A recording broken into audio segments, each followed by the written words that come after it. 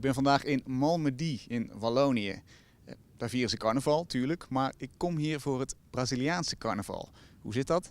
Ik ga langs bij Alain Teilhard. Hij werkt bij de Belgische Spoorwegen en hij staat 1 keer per jaar in Rio op een gigantische carnavalswagen. Ik ben benieuwd wat die carnaval voor hem betekent. Monsieur Teilhard, qu'est-ce que vous faites dans votre vie quotidienne? Dans ma vie quotidienne, je travaille dans une station, donc à la Société des chemins de fer, donc station. Je suis là-bas pour la vente et les renseignements avec la clientèle. Pouvez-vous me décrire la première fois carnaval en Rio? C'est d'abord un voyage normal de touriste. C'était le choc, vraiment, le grand choc visuel pour regarder cette parade qui est très très grande. Les couleurs, les gens. La danse, les chars, de wagons, c'est comme des maisons, c'est très grand, c'est gros. On dit piqué par un virus. J'ai eu le virus de ce carnaval. Et depuis, le virus, je vais chaque année. Les chars, ce sont les écoles de samba, non? Oui, tout à fait. Les chars, ça fait partie d'une école de samba.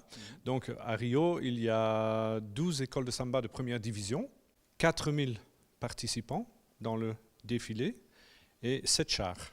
Et moi, je suis un destac sur un des chars du défilé. Qu'est-ce que c'est une destac? Le destac, c'est un dialecte brésilien, portugais brésilien, et ça veut dire une vedette.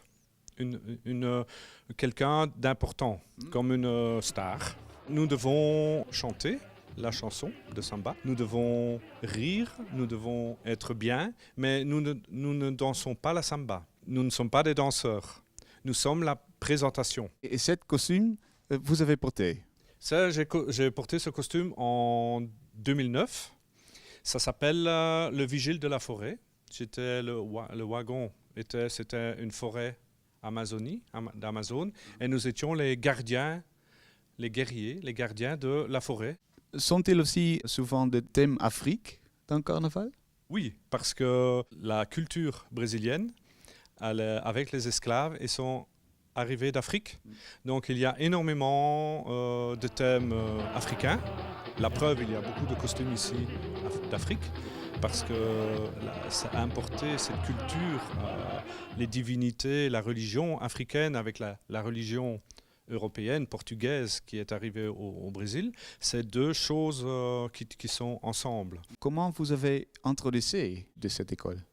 Je l'ai rencontré en l'an 2000 à Rio, donc c'est maintenant une personne qui est devenue un ami, c'est Nabil Samir, et qui lui défile dans les écoles aussi de première division de Mangueira. Et nous avons beaucoup parlé sur le carnaval que lui connaît au Brésil, que moi je connais en Europe. Et cette passion, on a eu comme un coup de foudre, mais un coup de foudre avec le carnaval. Et il m'a dit, je vais faire quelque chose pour toi, je vais t'introduire dans ces écoles et peut-être un jour je vais te faire parvenir à une place de destac. Pour moi c'était complètement fou, c'est parce que c'est impossible pour un Européen, mais avec les années il m'a introduit en 2008, il m'a fait ce cadeau qui est un cadeau exceptionnel de la vie, qui est magnifique, et il m'a offert une place de destac. Je pensais que ça allait faire ça 1 an et puis fini. Mais alors c'était tellement fort que j'ai dit, ça je dois essayer de refaire. Et depuis là, chaque année, je vis ce rêve. En français, on dit être en transe. Ça veut dire on rentre dans quelque chose comme les danses africaines. On rentre en transe. Sur le char, je suis en transe. Donc c'est une transe naturelle, il n'y a pas de drogue, il n'y a pas d'alcool, c'est une transe qui vient avec cette euphorie du grand show. Et il y a des moments dans votre travail que tu rêves de Rio? Mais bien sûr, Rio, ça fait partie de ma vie de tous les jours. Je pense à Rio tous les jours.